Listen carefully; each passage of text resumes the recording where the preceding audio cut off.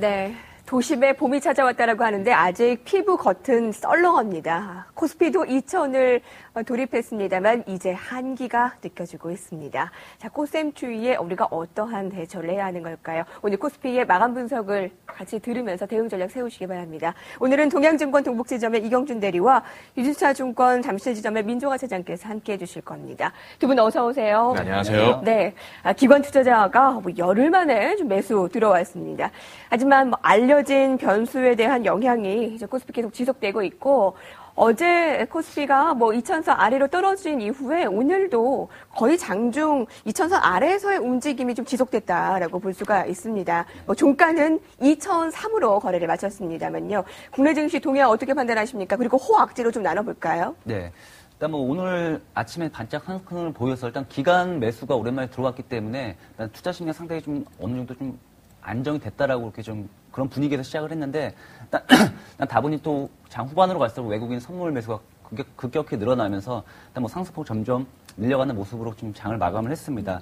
일단 저는 지금 장을 좀 이렇게 논한다면 일단 악재와 호재가 상당히 좀 공존에 있다라고 이렇게 좀 말씀을 드리겠고요. 일단 먼저 악재라고 일단 말씀을 드릴 수 있는 거는 유가가 가장 크겠죠. 일단 유가가 상당히 좀 불편한 수준까지 올라왔는데, 일단 여러 전문가들이 일단 스태그플레이션을 야기할 수 있는 유가 수준을 약 120달러라고 이렇게 보고 있습니다. 따라서 일단 지금 110달러 언저리까지 올라왔지만은 일단 아직까지는 크게 염려할 수준은 아니라고 봅니다. 일단 유가는 왜냐면 일단 3, 4, 5월 달은 계절적으로 비수기인데다가 일단 선진 시장이 어느 정도 경기 위축으로 인해서 수요가 상당히 지금 더디게 증가하기 때문에 어느 정도 그런 인플레이션 속도는 다소 늦춰질 것으로 전망하기 때문에 유가에 대해서는 종목별로는 희비가 엇갈릴 수 있지만 전체적으로 크게 봤을 때는 지수에는 큰 영향을 아직까지는 끼치지 못한다라고 이렇게 좀 말씀드리겠고, 일단 엔화 약세가 좀 계속 되고 있죠, 엔화 약세. 근데 하지만 그런 해치 펀드에서 어느 정도 그런 엔화에 베팅을 한 거는 어느 정도 좀 많이 진척이 되는 상황입니다. 따라서 당분간 엔화 약세가 조금 더 연장은 될 수 있지만은 이게 구조적으로 우리나라의 그런 유동성에 있어서 크게 악재로 작용할 것까지는 없지만은 그래도 지수에는 약간 그래도 좀 악재로 작용할 수는 있다라고 이렇게 말씀드리겠습니다. 그리고 최근에 이란 문제까지 좀 나오고 있는데, 일단 이란하고 이스라엘하고의 그런 전쟁, 미국과 이란의 전쟁은 저는 가능성 상당히 희박하다고 보고 있는데, 왜냐하면 이스라엘에서 이란까지 거리가 약 1,200km 정도가 되는데, 일단 이 나라를 공격을 하려면은 일단 시리아, 이라크 영공을 통과를 해야 됩니다. 따라서 만약 이렇게 된다고 하면은 중동 전체의 전쟁으로까지 야기가 될 수 있기 때문에 일단 전쟁에 대한 그런 불확실성은 저는 없다라고 이렇게 좀 말씀을 드리겠습니다. 근데 이렇게 여러 가지, 세 가지 악재를 말씀을 드렸는데, 일단 이런 악재도 있지만 호재도 상당히 좀 많습니다. LTR로 기대감이 상당히 좀 크기 때문에, 일단 규모가 어떻게 나오느냐에 따라서 지수에 상당히 크게 호재가 될 수도 있고, 또 그런 규모 자체가 좀 예상치보다 좀 적게 나온다면은 또 악재로 작용할 수 있지만, 하지만 지금 주식시장 전체로 봤을 때는 일단 호재로 작용할 가능성이 상당히 크다라고 이렇게 말씀드리겠고, 일단 3월 3일날 이제 중국 양해가 개막이 되죠. 3월 3일부터 14일까지 이제 개최가 되는데, 일단 중국 후진타오 정권이 이제 막을 내리면서 시진핑 정권은 이제 가독의 성격인데, 일단 선물은 주겠죠. 어느 정도 경제에 있어서 발언뿐만이 아니라, 따라서 이런 중국 양해 개막에 따른 기대감도 상당히 지금 작용을 할 것으로 이렇게 좀 예상해 볼 수 있고요. 일단 주요 골자 내용은 작년 그 경제 공작 회의 때 나왔던 그 내용이 아마 큰 틀은 벗어나지 않은 것으로 이렇게 예상하고 있고요.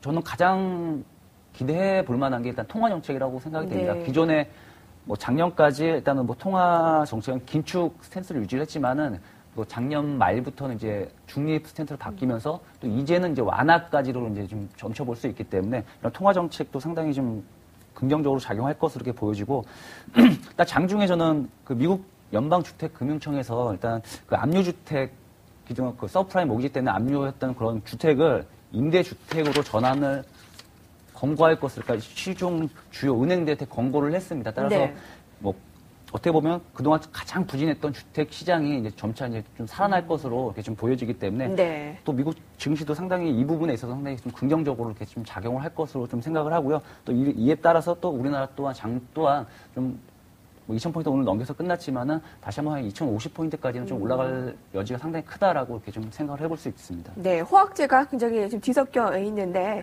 2,050포인트까지는 우리가 조금 더 상승폭을 열어놔도 된다. 오늘은 2,004에 이제 거래를 마쳤는데요.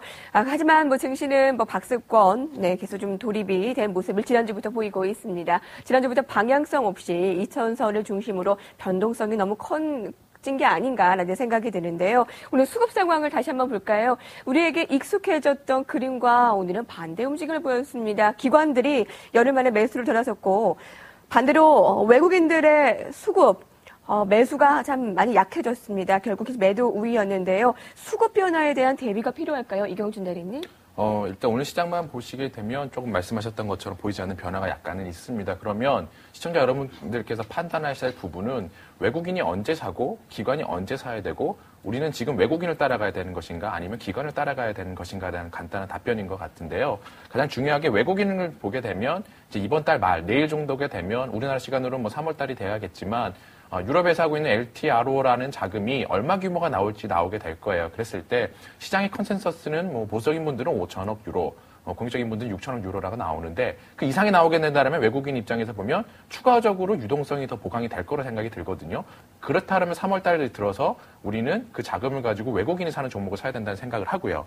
그것보다 미만이라 그랬을 때는 과연 종목을 팔 것인가 살 것인가 중요한데 최근 들어서 2012년을 보게 되면 기관이 안 사는 건 아닙니다. 다만 외국인이 살 때 같이 안 사주고 외국인이 조금 뺄 때 그럴 때 조금씩 소위 말해서 지수상으로 보면 음봉이 나왔을 때 혹은 고점에서 조금 조정이 있을 때 기관이 여지없이 들어가는 모습을 보거든요. 즉 기관 입장에서 돈이 외국인처럼 많은 상황은 아니기 때문에 실질적으로 조금 보수적으로 한다라고 보시면 되세요. 그래서 LTRO 규모가 생각보다 작다. 혹은 그래서 시장이 뭐 1950, 1960 정도까지 빠진다라고 한다라면 뭐 1980이 될 수도 있겠죠. 기관들은 그 가격에서 분명히 사게 될 겁니다. 그러면 그 시기에는 기관이 사는 종목을 사시는 게 맞지 않겠냐 생각을 하고요. 또한 최근 들어서 프로그램 매도에 대해서 우려하는 분들이 많으세요. 1월, 2월 다 만기 청산이 되지 않았기 때문에 3월 만기는 다시 청산이 되지 않겠냐 생각을 하시는데 그건 가봐야 할 부분이고 장중에 외국인의 선물의 매도에 의해서 프로그램이 나온다 하더라도 그거 자체는 롱텀한 관점에서 보게 되면 시장에 수급에 대한 매도 부분을 없애줄 수 있는 요소이기 때문에 오히려 좋게 생각하시는 게 맞다는 생각이 들어서 어떤 그런 수급적인 부분에서 시장이 크게 매도가 나오더라도 어떤 기술적으로 봤을 때 뭐 1980 혹은 1950 정도를 깨지 않는다라고 한다라면 매수 가는 관점이 맞다라는 생각을 하고요. 아까 말씀드린 대로 외국인을 사냐 아니면 기관을 따라 사냐는 2월 말에 있을 LTRO의 자금이 얼마냐에 따라서 판단 기준을 삼으시면 되지 않을까 생각을 합니다. 네, 그렇군요. 당장에 언급을 하기에는 좀 섣부르다라는 판단이신데요. 네. 지수 상황과 이슈에 따라서 외국인과 기관들의 매매 동향 파악을 아주 해야 할 거겠습니다. 자, 오늘의 베스트 업종은 뭐니 해도 반도체 업종입니다. 마감 상황을 다시 한번 보시도록 하죠. 하이닉스가 6% 급등인데 그런데도 외국인들이 매수를 했고 또 증권사에서도 여전히 매수 의견을 내놓기도 했습니다. 컨센서스가 45,000원 정도 되더라고요. 삼성전자 1%대 상승입니다. 유독 하이닉스가 눈에 띄네요. 일본 반도체 업체 엘피다 파산 신청 소식 어떻게 보면 남의 불행이 우리의 행복이다라는 아이러니한 상황인데 어느 정도의 이런 반사 이익을 기대해 볼 수 있는 겁니까? 저는 그 엘피다 파산 부분에 있어서는 저는 한 작년 초부터 얘기가 많이 나왔습니다. 각종 애널리스트들로부터 일단 엘피다는 무조건 파산할 가능성이 상당히 크다라고 이렇게 좀 얘기가 나왔었는데 이제 당장 현실화 딱 되고 보니까 일단은 국내 삼성전자, 하이닉스, 치킨 게임에서 성공을 했다, 살아남았다라는 그런 안도감도 좀 작용을 하는 것 같고 일단 저는 단기적으로 봤을 때도 그렇고 중장기적으로 봤을 때도 그렇고 일단은 이런 반도체, 삼성전자, 하이닉스에 미치는 영향은 상당히 좀 크다라고, 주가 영향을 미치는 영향은 상당히 크다라고 이렇게 말씀을 드리겠고요. 일단,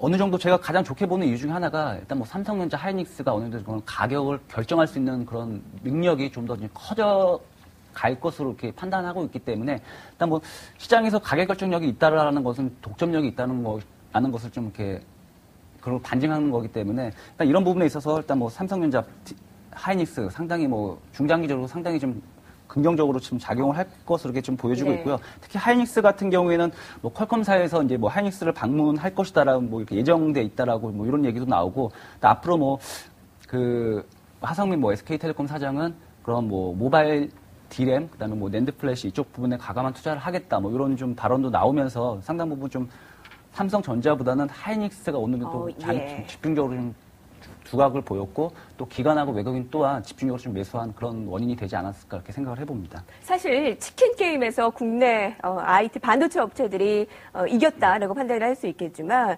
엘피다의 침몰이 혹시 뭐 다른 반도체 업체들은 괜찮나라는 뭐 질문을 하게 되거든요.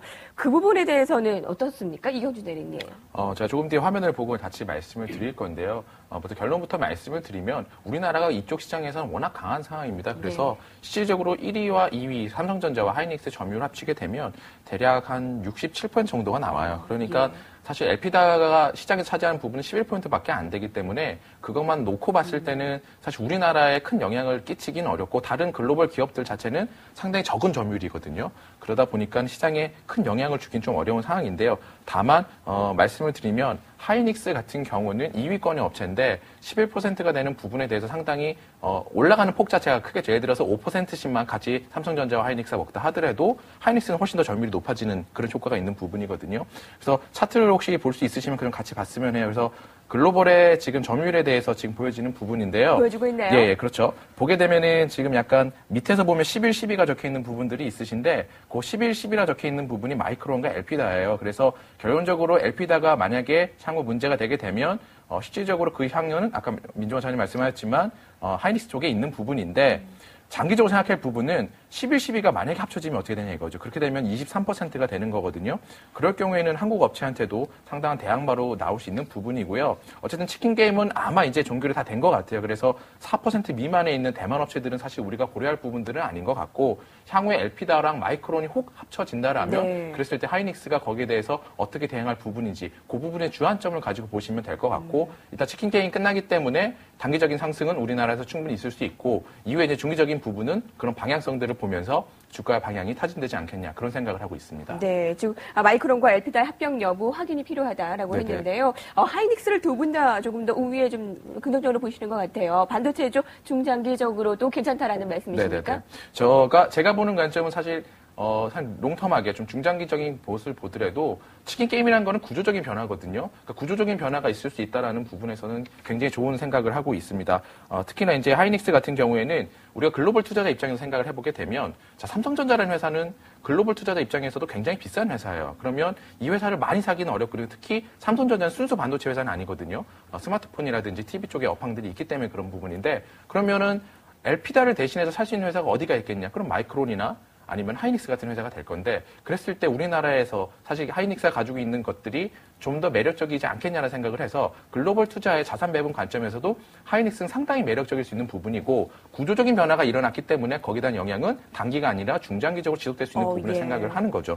특히 삼성전자 같은 경우는 조금 더 다른 관점에서 보셔도 괜찮을 것 같아요. 물론 반도체 업황은 좋지만 삼성전자는 예전에 완성업체라고 보기에는 조금 달라진 부분이 있어요. 즉 예전에는 뭐 CPU 하면 인텔 뭐 반도체 하면 삼성전자, 운영체제 하면 MS소프트 같은 그런 회사들이 대표적인 부분이 있었지만 삼성전자는 이제 모든 것들이 인원화가 됐거든요. 그러니까 모바일 프로세서도 만들고 바다라는 운영체제도 만들고 메모리도 만들고 그다음에 또 콘텐츠 쪽에도 접근을 하고요. 그렇게 되면 삼성전자는 모든 걸 다 만드는 회사가 되게 됩니다. 그렇기 때문에 글로벌 측면에서 보게 되면은 시대의 패러다임을, IT적인 패러다임을 이끌 수 있는 회사이기 때문에 그런 측면에서 최근의 상승에 대해서 부담스러워 하시는 분들도 있으시겠지만 그런 큰 변화 자체는 사실 자주 올 수 있는 기회가 아니기 때문에 그런 맥락에서 본다라면 모든 반도체, 특히 삼성전자와 하이닉스 두 가지 업체에 대해서 좋게 보는 게 맞지 않겠냐 그런 생각을 하고 있습니다. 민 차장님의 의견은 어떠세요? 간단하게. 네, 저도 이 대리님하고 의견이 거진 비슷한 것 같고요.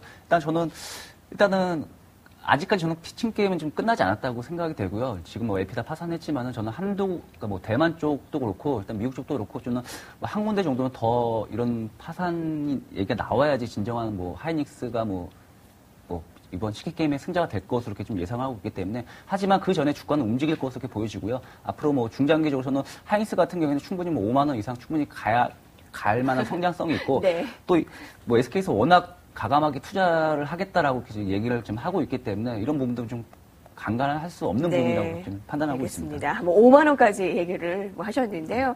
오늘 하이닉스 주주분들 가벼운 마음이셨을 것 같아요. 한 가지 베스트 업종 테마라고 봐야 될까요? 농업 비료 관련주들이 오늘 테마 내지는 급등을 나타냈어요. 네. 이유가 있었네요.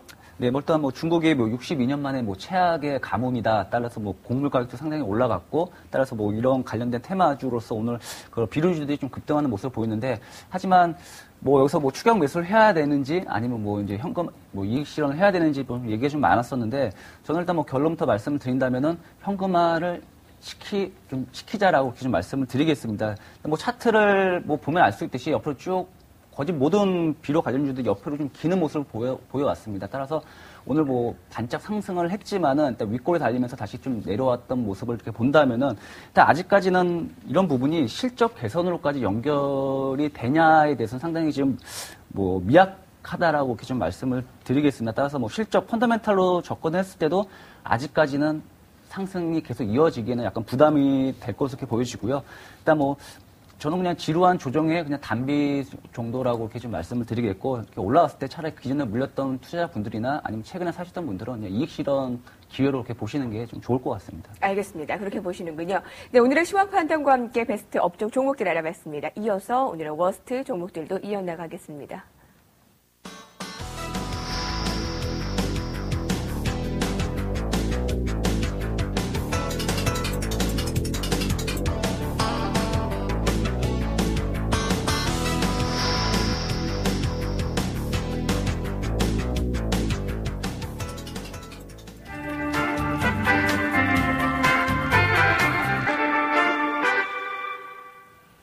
워스트 종목입니다. 한화케미칼이 실적이 아주 악화된 것으로 파악이 됐습니다. 영업이익이 1,997억 원으로 영업 손실을 봤습니다.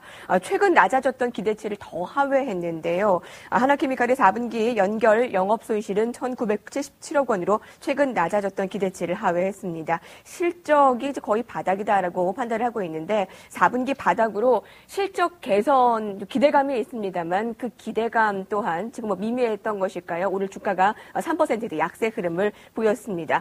회복 전망이 좀 불투명한 상황입니까? 어떤가요?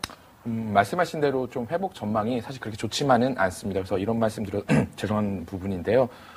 P나 PVC 죄송합니다. 목소리가 좀 그러네요. 예.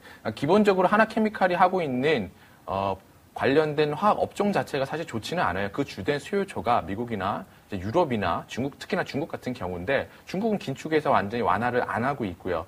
유럽은 위기가 해결되는 거지. 그러니까 우리가 이런 생각을 하는 거죠. 어떤 문제가 왔을 때 그게 해결되는 조짐이 있다라 그래서 그걸 가지고 완전히 반대되는 행동을 취하지는 않거든요. 그러니까 위기가 해결이 되면 점점 보면서 상황이 좋아진다라 그랬을 때 어떤 액션을 취하죠. 수요도 그런 측면에서 보시면 될 것 같아요. 수요라는 거는 위기가 해결된다라 했을 때 바로 들어오는 것들이 아니라 좋아진다라 그랬을 때 수요가 살아날 수 있는 부분이기 때문에 기본적으로 하나케미칼이 하고 있는 화학 업종의 수요 자체가 상반기는 사실 살아나기가 쉽지 않지 않겠냐는 생각을 하고 있고요. 네네. 더욱이 태양광 같은 경우는 시기적으로는 더 먼 얘기인 것 같아요. 사실 글로벌하게서 태양광 시장이 형성되어 있는 독일 정도밖에 없어요. 나머지 이탈리아나 미국은 사실 그리 크지 않은 상황이고 중국 업체들의 대다수가 독일에서 거기에 대한 그 시장을 보이고 있는데 그런 독일이 보조금에 대한 규모나 시기적인 부분은 상당히 안 좋게 나오게 됐어요. 그러니까 즉 보조금을 굉장히 많이 줄이고 시기를 자주 줄이겠다라고 얘기를 한 거거든요. 그렇게 되면 하나케미칼의 자회사인 중국에 있는 태양광 업체가 과연 독일에서 어떤 영업을 할 수 있을까라는 걸 봤을 때 좋지 않을 부분이 당연한 부분이에요. 그리고 현물 가격도 좋지 않은 상황이고 그렇게 되면 그거는 하반기에도 사실 봐야 되는 부분이라 생각을 하거든요. 그렇게 보면 빨라도 상반기에 볼 수 있는 것들이 사실은 없어요. 그렇기 때문에 중요한 부분은 우리가 여기서는 기술적인 부분에서 접근을 해야 되는데 오늘 다행히 종가 기준 650원 정도로 끝나서 27,650원이에요. 그래서 120선이니까 61선은 간신히 지켜놨어요. 그래서 한 27,000원 정도로 좀 러프하게 1차적인 지지대를 보시고요. 그 가격이 깨지게 되면 23,000원 정도까지도 하락할 수 있는 가능성이 있지 않겠냐 생각을 해서 단순히 낙폭에 대한 기술적인 매매만 하는 게 맞지 않겠냐. 지금 상황으로서는 그게 맞은 최선의 방법이라는 생각을 하고 있습니다. 하단 지지선이 1차적으로 27,000원, 2차적으로 23,000원 제시를 해주셨네요. 의견 어떠세요? 예, 저도 뭐 비슷한 의견인데 저는 딱 이렇게 생각을 해봅니다. 좀 하나케미칼 주주분한테는 약간 미안한 뭐 말씀이지만, 뭐 제 친구 중에 이제 하나케미칼을 다니고 있는 친구가 있는데 저는 가끔씩 이제 술자리를 가지면서 얘기를 합니다. 하나케미칼 어떤지에 대해서 뭐 저보다 더 잘 알겠죠. 당연히 뭐 직원이기 때문에 일단 상당히 안 좋다. 자기가 이제까지 입사한 이후에 이렇게 안 좋은 적은 몇 번 없었는데 정말 최근에 안 좋다라고 이렇게 좀 얘기를 했고. 또 기존에 뭐 몇 년 동안 갖고 있던 뭐 자사주도 처분을 했다라고 이렇게 좀 얘기를 들었는데, 일단 저도 또한 뭐 하나케미칼 다시 한번 치고 올라가기에는 또 상당히 시간이 좀 필요할 것으로 이렇게 보여지고 있고, 일단 좀 바닥 다지기가 더 이어져야 된다고 이렇게 좀 보고 있는데, 또 뭐 차트로만 봤을 때도 일단 뭐 전 저점이었죠. 24,000원대까지는 충분히 뭐 내려올 만한 지금 여러 가지 그런 기술적 차트들이 그렇게 좀 신호를 보내주고 있기 때문에 저는 뭐 이 대리님께서 뭐 27,000원 1차 지선 말씀을 하셨지만 저는 일단 충분히 뭐 25,000원대까지는 충분히 뭐 장 전반적인 사항을 고려하더라도 충분히 25,000원대까지 내려올 수 있기 때문에 뭐 섣불리 좀 매수하기보다는 좀 시간을 가지고 다른 쪽에서 좀 수익을 좀 더 내신 다음에 충분히 좀 편안하게 좀 들어가시는 게 좀 좋을 것 같다 이렇게 말씀드리겠습니다. 정말 주주들에게 미안한 얘기네요. 네. 4분기 바닥으로 실적 개선이 기대가 되나 그 속도는 점진적일 것이다. 좀 약할 것이다. 그래서 두 분의 의견 들어봤습니다. 자, 내용 좀 정리를 해드립니다. 자, 지금부터는 대응 전략과 시황 전망을 같이 해볼 텐데요. 2월이 이제 오늘까지 해서 내일 이틀 남았습니다. 네, 슬슬 3월 증시 전망이 증권사들이 나오고 있는데 1월, 2월보다는 좀 보수적으로 좀 많이 바뀐 것 같아요. 전망이요. 네. 어떻게 예상하십니까? 저도 뭐 3월 장 전망을 좀 얘기를 할 때 상당히 좀 곤혹스러운 게 워낙 변수들이 많기 때문에 이런 변수가 한 변수로라도 예상했던 거하고 빗나갔을 경우에는 워낙 시장에 미치는 영향이 상당히 좀 크기 때문에 일단 저는 뭐 3월 한 달 동안의 전망보다는 일단 금주하고 다음 주까지 좀 전망을 해본다면 저는 일단 뭐 가장 핵심적인 거는 그런 LTRO 그런 기대감이겠죠. 뭐 규모가 어떻게 나올지에 대한 뭐 그런 게 있을 수 있겠고, 그다음에 EU 정상회담 뭐 가장 좀 주목할 만한 부분인데 저는 그러니까 일단 LTRO 부분에 있어서는 저는 충분히 뭐 좋은 얘기가 나올 것으로 이렇게 좀 기대를 하고 있고요. 제가 좀 긍정적으로 좀 보고 있는 거는 일단 독일 재무장관이 일단 지난 뭐 G20 재무장관 회의 때 원래 그러니까 이 재무장관이 항상 그 ESM에 대해서 기금 확충에 대해서 늘 반대를 해왔던 인물입니다. 하지만